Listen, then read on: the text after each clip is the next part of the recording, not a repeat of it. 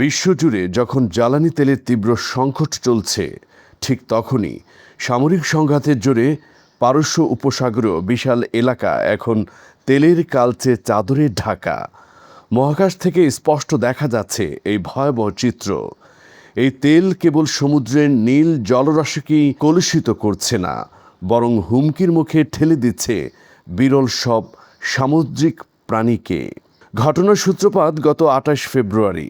সামরিক হামলার শিকার হওয়া একটি ইরানি জাহাজ থেকে এই তেল নিঃসরণ শুরু। তেলের এই স্রোত এখন ধেয়ে যাচ্ছে পরিবেশগতভাবে অত্যন্ত সংবেদনশীল শীতভার দ্বীপের দিকে। শীতভার মূলত বিরল প্রবাল প্রাচীর এবং বিপন্ন প্রজাতির কচ্ছপ ও পাখির অভয়ারণ্য।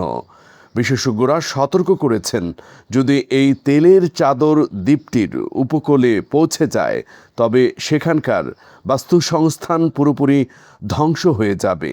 ডলফিন ও ডিমের মতো সামুদ্রিক প্রাণীদের জন্য এই বিষাক্ত তেল হয়ে উঠতে পারে সাক্ষাৎ জম।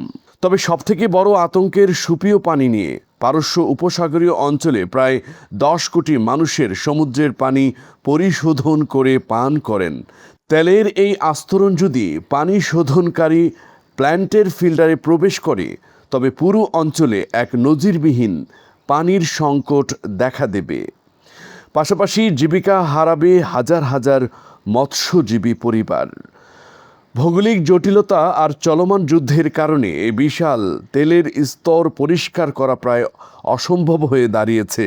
ফলে সময়ের সাথে সাথে পারস্য উপসাগরে এই নীল জলরাশি এক স্থায়ী ধ্বংসস্তূপে পরিণত হবার আশঙ্কাই প্রবল হচ্ছে।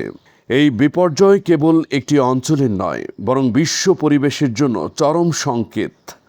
দ্রুত ব্যবস্থা না নিলে হয়তো চিরতরে বদলে যাবে এই নীল সমুদ্রের মানচিত্র। আবু তাহির নয়ন, আনন্দবাজার ইন্টারন্যাশনাল ডেস্ক নিউজ।